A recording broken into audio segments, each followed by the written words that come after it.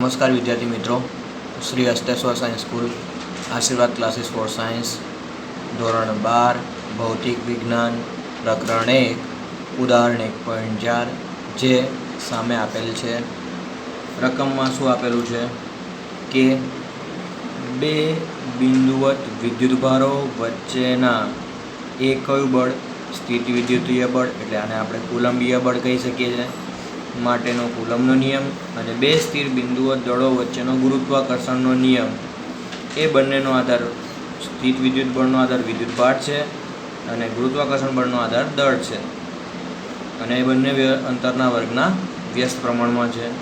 તો પહેલાં ઇલેક્ટ્રોન અને પ્રોટોન, બીજામાં બે પ્રોટોન વચ્ચે લાગતા આ બળોના માનના ગુણોત્તર એટલે કયા બળોના સ્થિત વિદ્યુતીય બળ અને ગુરુત્વાકર્ષણ બળના ગુણોત્તર ગણવાના બંને માટે ઇલેક્ટ્રોન પ્રોટોન માટે અને બે પ્રોટોન માટે અને તેમની પ્રબળતા નક્કી કરવાની છે આપણે। અને બીજું શું પૂછ્યું છે, ઇલેક્ટ્રોન અને પ્રોટોન કેટલા અંતરે એક એંગસ્ટ્રોમ અંતર હોય તો તેમના પરસ્પર આકર્ષણ બળથી ઉદ્ભવતા ઇલેક્ટ્રોનનો પ્રવેગ અને પ્રોટોનનો પ્રવેગની ગણતરી આપણે કરવાની છે। હવે આ બધું શરૂઆત કરતાં પહેલાં આપણે થોડીક બેઝિક વસ્તુ જોઈ લઈએ। તમારે ધ્યાન રાખવાની બાબતો, એક તો પહેલાં અહીંયા આપેલું છે એમપી એટલે કોનું દળ, પ્રોટોનનું દળ 1.67 × 10⁻27, ઇલેક્ટ્રોનનું દળ 9.11 × 10⁻31 કિલોગ્રામ। હજુ ધ્યાન રાખવાની બાબત, પ્રોટોનનો વિદ્યુતભાર કેટલો લઈશું +E એટલે કે +1.6 × 10⁻19 કુલમ। એ જ રીતે કોનો વિદ્યુતભાર લઈશું, ઇલેક્ટ્રોનનો વિદ્યુતભાર -E -1.6 × 10⁻19 કુલમ બરાબર। પ્રોટોનનું દળ આટલું, ઇલેક્ટ્રોનનું દળ આટલું, પ્રોટોનનો વિદ્યુતભાર +E, ઇલેક્ટ્રોનનો વિદ્યુતભાર -E। હવે સ્ટાર્ટિંગમાં આપણને શું કીધું છે, જો અહીંયા રકમ જુઓ, બે બિંદુવત વિદ્યુતભારો વચ્ચેના સ્થિત વિદ્યુતીય બળ બરાબર અને બે બિંદુઓ દળો વચ્ચેના કયા બળ ગુરુત્વબળ માટે ન્યૂટનના નિયમો એ બંનેનો આધાર વિદ્યુતભારો અને દળ વચ્ચેના અંતરના વ્યસ્ત વર્ગ પર છે। તો પહેલું ઇલેક્ટ્રોન અને પ્રોટોન અને બીજું બે પ્રોટોન વચ્ચે લાગતા આ બળોના માનનો ગુણોત્તર। તો બળોના માન, તો માન એટલે મૂલ્ય ગણવું પડશે। તો હું બે સૂત્ર લખી નાખું, એક કયા બળોનું સ્થિત વિદ્યુતીય બળ, કયું બળ સ્થિત વિદ્યુતીય બળ જેને આપણે કયો નિયમ કહે છે, કયું બળ કહી શકીએ, કુલમનો નિયમ અથવા તો કુલંબીય બળ લખી શકીએ। શું લખાશે કુલંબીય બળ, એને વિદ્યુતીય એટલે ઇલેક્ટ્રિક ફોર્સ એટલે એફી તરીકે દર્શાવું છું, જેનું સૂત્ર શું લખીશ કે Q1 Q2 / R², આનું સમીકરણ નંબર 21। એ જ રીતે બીજો કયો બળ લખવાનો છે, સ્થિત વિદ્યુતીય બળ વધી ગયો, હવે કયો બળ લખવાનો છે બીજું, ગુરુત્વાકર્ષણ બળ।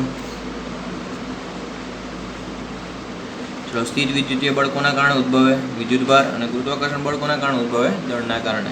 ગુરુત્વાકર્ષણ બળને હું ગ્રેવિટેશનલ ફોર્સ એટલે FG તરીકે દર્શાવું, જેનું સૂત્ર છે Gm1 m2 /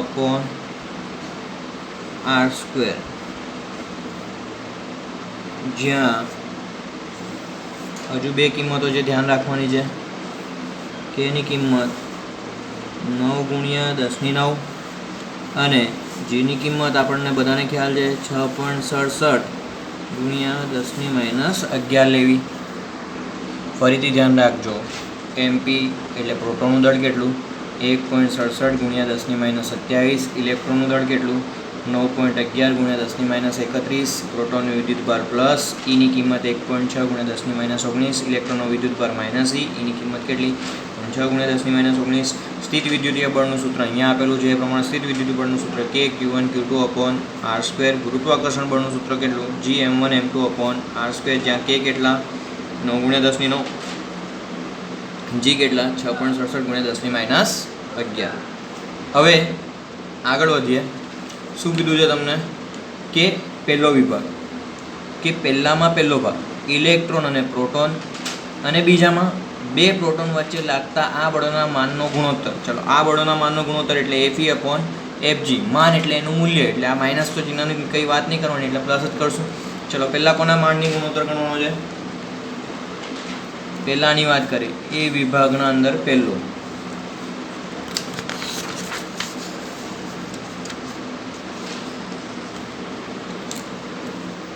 એ વિભાગના અંદર પહેલા કોના માનનો ગુણોત્તર કીધો તમને? ઇલેક્ટ્રોન અને પ્રોટોન માટે. કયા બળનું ગુણોત્તર? સ્થિત વિદ્યુતીય બળ એટલે Fe અને ગુરુત્વાકર્ષણ બળ એટલે Fg ના માનનો ગુણોત્તર પરથી નક્કી કરો કોની પ્રબળતા વધારે હશે. બરાબર. ચાલો હવે આપણે સ્થિત વિદ્યુતીય બળ ગણવાની મેથડ તમને બધાને આવડે છે. Fe કઈ રીતે ગણશું? તો કોની વચ્ચે છે? ઇલેક્ટ્રોન અને પ્રોટોન વચ્ચે. તો Fe નું સૂત્ર કે ચલો Q1 એટલે ઇલેક્ટ્રોનનો વિદ્યુતભાર, Q2 એટલે અપોન r². પણ આનું મૂલ્ય શું લખશું? કે E²/r². અને હું એક કહી દઉં, જો સમજી જજો. આ માઇનસ છે, આમ પ્લસ છે, એટલે પ્લસ માઇનસ માઇનસ થવાનું, પણ છેલ્લે મૂલ્ય છે એટલે પ્લસ લખશું. કે E × E એટલે E²/r². ચાલો Fe આવી ગયા. ચલો એ જ રીતે હવે Fg ગણું, ગુરુત્વાકર્ષણ બળ. તો ગુરુત્વાકર્ષણ બળનું સૂત્ર શું થશે? G. ચાલો M1 એટલે કોનું દળ? ઇલેક્ટ્રોનનું દળ. M2 એટલે કોનું દળ? પ્રોટોનનું દળ ભાગ્યા r². સમીકરણ નંબર 2. ચલો સમીકરણ આ તો મૂલ્ય જ છે, દળ તો ગુણો પ્લસ જ થવાના છે, એટલે સમીકરણ 1/2 કરતા ચાલો શું થશે? સમીકરણ 1/2 એટલે Fe નું મૂલ્ય ભાગ્યા Fg નું મૂલ્ય શું થશે? કે E²/r² એ Fe નું મૂલ્ય ભાગ્યા Fg નું મૂલ્ય એટલે છેદનો છેદ અંશમાં G me mp. આમાંથી શું કેન્સલ થશે? અંતર તમને આપેલું નથી એટલે અંતર હું કેન્સલ જ કરી નાખું. r² ઉડી ગયા. તો બાકી રહેલાની કિંમતો મૂકીએ આપણે. શું લખાશે કિંમતો? ચલો Fe/Fg = K. ચલો K ની કિંમત આગળ લખી મેં 9 × 10⁹. Eની કિંમત 1.6 × 10⁻19² ભાગ્યા G કેટલા? 6.67 × 10⁻11. me એટલે 9.11 × 10⁻31. mp એટલે 1.67 × 10⁻27. હવે આગળ વધતા આપણે હવે ગણતરી કરવી પડશે. શું થશે? જો ગણતરી કરતાં પહેલાં આપણે ધ્યાન રાખશું કઈ કિંમત છે તમારી જોડે. Fe/Fg કેટલા મળ્યા? 9 × 10⁹. બરાબર. આ બધાની ગણતરી કરતાં પહેલાં આપણે Fe/Fg ની ઘાત લખી નાખીએ. કેટલી થશે? ચલો Fe/Fg ઘાત લખી નાખીએ. પહેલાં આ ઘાત કેટલી? 9. આ ઘાત કેટલી? 19 × 2 = 38. ચલો છેદમાં અહીંયા કેટલી ઘાત? -11. અહીંયા કેટલી ઘાત? -31. અને અહીંયા કેટલી ઘાત? 10⁻27. બરાબર. હવે બીજી ગણતરી કરીએ. 9 ગુણ્યા કેટલા કરશું? પહેલાં 9 ગુણ્યા 1.6 ગુણ્યા 1.6 જે જવાબ આવ્યો એના ભાગ્યા 6.67 ભાગ્યા 9.11 ભાગ્યા કેટલા કરશું? 1.67. તો જવાબ તમારો કેટલો આવ્યો છે? 0.0 0.2270 કેટલો આવ્યો છે 0.2270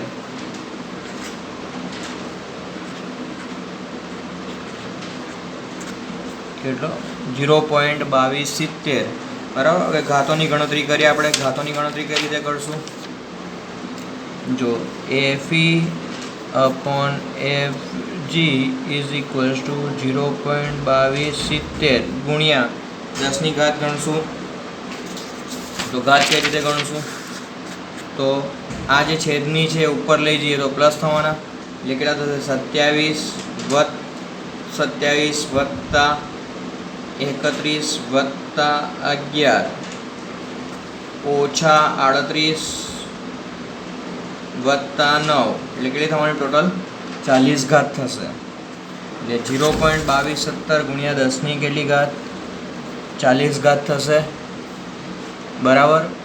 તો હજુ આને લખવું હોય તો FE upon FG is equals to કેટલા થઈ જશે 0.2270 ગુણ્યા 10 ની 40 એટલે 2.27 ગુણ્યા 10 ની 39 રીતના લખી શકાય।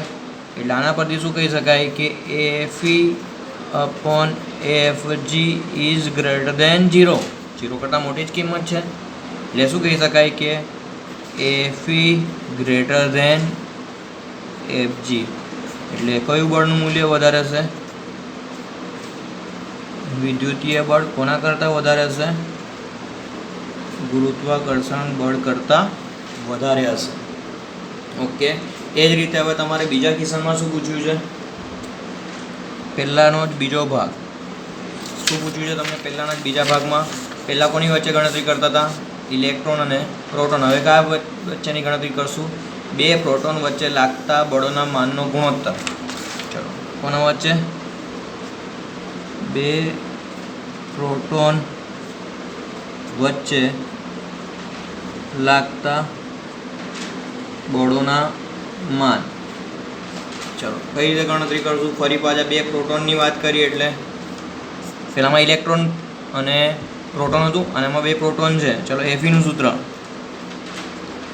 કે Q1 એટલે પ્રોટોનનો વિદ્યુતભાર, Q2 એટલે પ્રોટોનનો વિદ્યુતભાર અપોન R²। તો Fe ઇઝ ઇક્વલ્સ ટુ કેટલા થઈ જશે? K² upon R²। અને Fgની કિંમત કેટલી થઈ જશે? આ જ રીતે ગણીએ મૂલ્ય G M1 એટલે MP, M2 એટલે પણ MP પ્રોટોન દળ અપોન R²।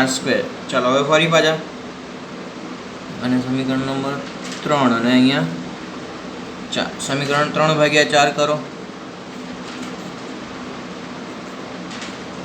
શું થઈ જશે? Fe upon Fg is equals to K² upon R² into ઊંધું R² upon G MP into MP। આમાં ફરી પાછા R² કેન્સલ થઈ જશે, આમાં ફરી પાછા R² કેન્સલ થઈ જશે। આ ગણતરી તમારે જાતે કરવાની છે। કઈ રીતે વધશે સ્ટેપ? કેની કિંમત આગળ લખાઈ કેટલી? 9 ગુણ્યા 10 ની 9, એની કિંમત 1.6 ગુણ્યા 10 ની -19 નો વર્ગ, જીની કિંમત 6.67 ગુણ્યા 10 ની -11 MP એટલે પ્રોટોન દળ 1.67 ગુણ્યા 10 ની -27 અને MP ફરી પાછું 1.67 ગુણ્યા 10 ની -27। એટલે આખી ગણતરી કરતાં આવી જ વસ્તુ તમારે વિચારવાની છે કઈ રીતે આવશે। હવે આગળ બીજા વિભાગમાં શું પૂછ્યું છે? બીના અંદર શું પૂછ્યું છે? જો બીના અંદર શું પૂછ્યું છે? ઇલેક્ટ્રોન અને પ્રોટોન કેટલા અંતરે હોય? 1 એંગસ્ટ્રોમ। ચલો, અહીંયા શું લઈ લઈએ? ઇલેક્ટ્રોન। અહીંયા શું લઈ લઈએ? પ્રોટોન। કેટલા અંતરે? એટલે r બરાબર કેટલા અંતરે હોય? 1 એંગસ્ટ્રોમ અંતર હોય ત્યારે તેમના પરસ્પર આકર્ષણ બળથી ઉદ્ભવતા ઇલેક્ટ્રોન અને પ્રોટોનનો પ્રવેગ શોધો। ઇલેક્ટ્રોન અને પ્રોટોનનો પ્રવેગ, તો આ બંને વચ્ચે લાગતા બળ પરથી ઇલેક્ટ્રોનનો પ્રવેગ અને પ્રોટોનનો પ્રવેગ શોધવાનો છે। તો ઇલેક્ટ્રોનનો પ્રવેગ અને પ્રોટોનનો પ્રવેગ શોધતા પહેલાં આપણે બળની ચર્ચા કરી લઈએ। તો બળ કઈ રીતે ગણશું? વિદ્યુતભાર છે એટલે વિદ્યુતીય બળનું સૂત્ર શું થઈ જશે? F ઇઝ ઇક્વલ્સ ટુ કે Q1 electron Q2 proton upon R², electron proton upon R². ચાલો કિંમતો મૂકીએ. કેની કિંમત 9 ગુણ્યા 10⁹ હું મૂલ્ય લખું છું. એની જગ્યાએ 1.6 ગુણ્યા 10⁻19. આ એની જગ્યાએ ફરી પાછા 1.6 ગુણ્યા 10⁻19 અપોન R. R એટલે 1 એંગસ્ટ્રોમ એટલે કેટલા? 10⁻10². તો F કેટલા મળશે? ગણતરી કરો. શું થઈ જશે? 9 ગુણ્યા 1.6 ગુણ્યા 1.6 ગુણ્યા 10⁹ ઓછા 19 એવું થશે છેદમાં 10⁻20. તો F બરાબર કેટલા થશે? ગણતરી કરો. ચાલો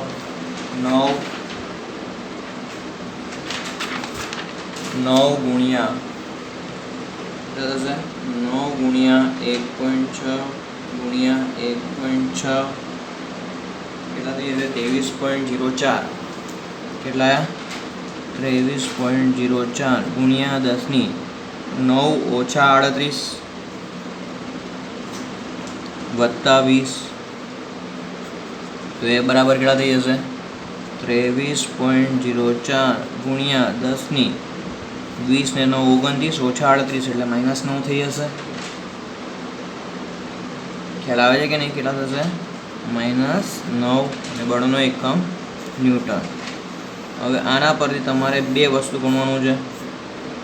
કોનો પ્રવેગ?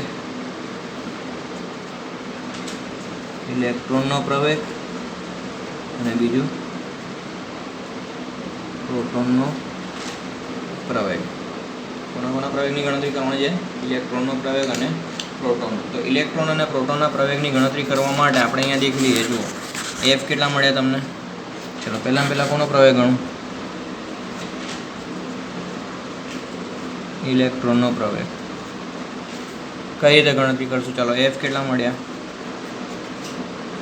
23.04 ગુણ્યા 10⁻9. Fની જગ્યાએ કયું સૂત્ર?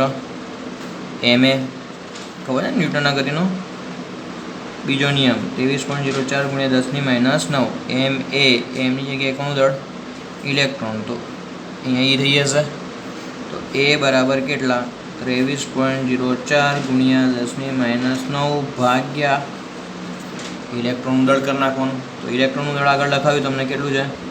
23.04 ગુણ્યા 10⁻9 ભાગ્યા 9.11 ગુણ્યા 10⁻31. તો પ્રવેગ કેટલો મળશે ઇલેક્ટ્રોનનો? એ તરીકે દર્શાવો. કેટલો મળશે? શું કરશું? 23.04 ભાગ્યા 9.11 2.52 ગુણ્યા 10⁻31 માંથી 9 એટલે 31 ઓછા 9 કેટલા થશે? 22. અને એકમ શું થશે પ્રવેગનો? મીટર પ્રતિ સેકન્ડ સ્ક્વેર. તો આવી જ ગણતરી તમારે કોના માટે કરવાની છે? કોના પ્રવેગ માટે કરવાની છે? પ્રોટોનનો પ્રવેગ. આ જ વસ્તુ F કેટલા? 23.04 ગુણ્યા 10⁻9. Fની જગ્યાએ કયા? ma બરાબર 23.4 ગુણ્યા 10⁻9. એમની જગ્યાએ MP આવશે. અહીંયા કોનું દળ આવશે? પ્રોટોનનું. તો A બરાબર કેટલા થઈ જશે? 23.04 ગુણ્યા 10⁻9 ભાગ્યા MP. તો 23.04 ગુણ્યા 10⁻9 અને MP એટલે પ્રોટોનનું દળ કેટલું? 1.67 ગુણ્યા 10⁻27. તો A બરાબર કેટલા થઈ જશે? બોલો. 23.04 ભાગ્યા 1.67 કેટલા થયા? 13.79 ગુણ્યા 10⁻27 ઓછા 9 કેટલા થશે? 27 ઓછા 9 એટલે 10⁻18. 10 વડે ગુણો અને 10 વડે ભાગો તો 10⁻19 ને 1.37 થઈ જશે. આ કોનો પ્રવેગ મળશે? પ્રોટોનનો. અને એકમ શું થશે? મીટર પ્રતિ સેકન્ડ સ્ક્વેર. એટલે આ રીતે આપણે ગણતરી કરી શકીએ. જો ગભરાવાની જરૂર નથી, ફરીથી રિપીટ કરીએ છે. તમને કઈ કઈ વસ્તુની જરૂર પડશે? જો એમપી પ્રોટોનનો વિદ્યુતભાર કેટલો 1.67 ગુણ્યા 10, દળ કેટલું 1.67 ગુણ્યા 10⁻27, ઇલેક્ટ્રોનનું દળ કેટલું 9.11 ગુણ્યા 10⁻31, પ્રોટોનનો વિદ્યુતભાર પ્લસ ઈ, ઇલેક્ટ્રોનનો વિદ્યુતભાર માઇનસ ઈ. તમને રકમમાં શું કીધું છે? ઇલેક્ટ્રોન અને પ્રોટોન. તો ઇલેક્ટ્રોનનું દળ કેટલું એમઈ, પ્રોટોનનું દળ કેટલું એમપી, બરાબર. એફી અને એફજીનું ગુણોત્તર, તો એફી કેટલા કે Q1 Q2 upon R², FG કેટલા Gm1 M2 અપોન R². તો એફી અપોન એફજી કરશો ને એટલે R² ઉડી જશે, તો શું આવી જશે કે Q1 Q2 upon Gm1 M2.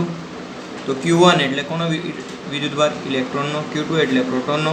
M1 એટલે ઇલેક્ટ્રોનનું દળ. M2 એટલે પ્રોટોનનું દળ. આ જ વસ્તુ બે પ્રોટોન માટે કરવાના છે. અહીંયા પ્રોટોનનો વિદ્યુતભાર, અહીંયા પ્રોટોનનું દળ આવશે, એટલે બે ગણતરી કરવાની, બરાબર. આ કોના માટે ગણતરી કરી? ઇલેક્ટ્રોન અને પ્રોટોન. તો સેમ એસ આવી જ ગણતરી કોના માટે કરવાની? બે પ્રોટોન, એટલે ઇલેક્ટ્રોનની જગ્યાએ અહીંયા કોનો વિદ્યુતભાર આવશે? પ્રોટોન. અને કોનું દળ આવશે? પ્રોટોન. અહીંયા પણ પ્રોટોનનો વિદ્યુતભાર અને પ્રોટોનનું દળ આવશે, એટલે આ વસ્તુ એમઈ એમપી છે, એની જગ્યાએ એમપી એમપી થઈ જશે. એટલે આ વસ્તુ ધ્યાન રાખવાની. અને બીજામાં શું કીધું છે? ઇલેક્ટ્રોન અને પ્રોટોન વચ્ચે લાગતા બળ માટે પ્રવેગની ગણતરી કરો. તો બળ ગણી નાખે કે Q1 એટલે ઇલેક્ટ્રોન, Q2 એટલે પ્રોટોન અપોન R², R એટલે 1.1 એંગસ્ટ્રોમ છે, એટલે 10⁻10.